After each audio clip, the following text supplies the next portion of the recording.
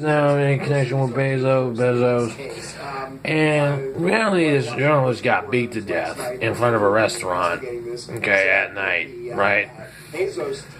So I mean, they didn't. Of course, they left out that part, the footage of that part. They just showed the dude roll up on him, and they showed the guy. They left out the part where the guy got beat to death. So. Of course, grabbing information. If you've seen Faces of Death, if you've seen anything like that, if you've seen anything with, I put up, you know what I mean? It was traumatizing situations. You know what? So, a lot of times, so what? I follow it. Consequences are consequences. You know what I mean? It seems like any consequences don't hit me. Any consequences in anybody else's actions. So of course, so what? You catch a guy, you see, would you read TMZ? People catch black guys. Yeah, like actors don't go through these things. Actors and actresses don't go through these things in Hollywood. You know what I mean? Like they don't go to luncheons and get into rumbles and shit like that, and get into little altercations and stuff like that, or the music industry, whatever. Yeah, of course. You know what I mean? And all this other stuff. And gun exchanges and all this, gunfire exchanges and all this stuff at the award shows and all this stuff. This is not like without the industries, and some of these actors and stuff, they do some things on the side, they moonlight and do some things that you ain't never heard of. So, come on, right? I always say, to be an actor, what do you have to follow some protocol? Do you have to be an FBI person to be an actor? I mean, you have to be an actor is an actor, you know what I mean? So they say these sources like, oh, we're going to meet your ass. How is that? I don't get that every day.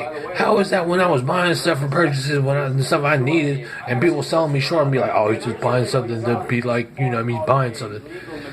I don't put my neck out there every day instead of sitting in line and so much stuff. Instead of people ready, you know what I'm saying, and I'm ready to take off whatever it is, whatever, and brace myself for whatever. Every day for the past 5 years or something like that. So now, what is it? This guy puts some posts in front of his arm and for the store. So what? What is anything done? You gotta give him right to do that. So you have to state these things when you're on disability for some odd reason.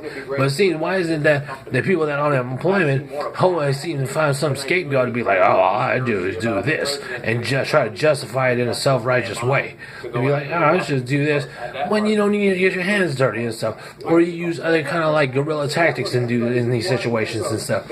You always gotta have, hey, why is it that always when it comes to a problem arises, everybody's ready to get pregnant? All these females ready to get pregnant when a problem arises. It's a good time to get pregnant and stuff like that. Why is it that? Why is that the case? So why is it like, oh, if he's on disability, let's just go ahead and by default blame Walt, or just charge the Walt and see how the outcome is. You know what I'm saying? Getting battered around and stuff like this, mentally, physically, and stuff like this. It's not even justified, and it's unjust because there's not even compensation for it. So you sitting up here, once you show these videos of this dude getting beat to death as a journalist and such, to be like, hey, such and such. Because and everybody lives in the United States, but you know what? Privilege is privilege. If you're privileged enough to be a citizen, if you're privileged to have an immigrant that is now a citizen, a family member, if you're privileged to have a service dog, if you're privileged enough to, then what is it? How is that anybody else's fault? I mean, how is that the fault of the privileged? Checkup time. President Trump was once basically called the healthiest man in the world by his doctor. Remember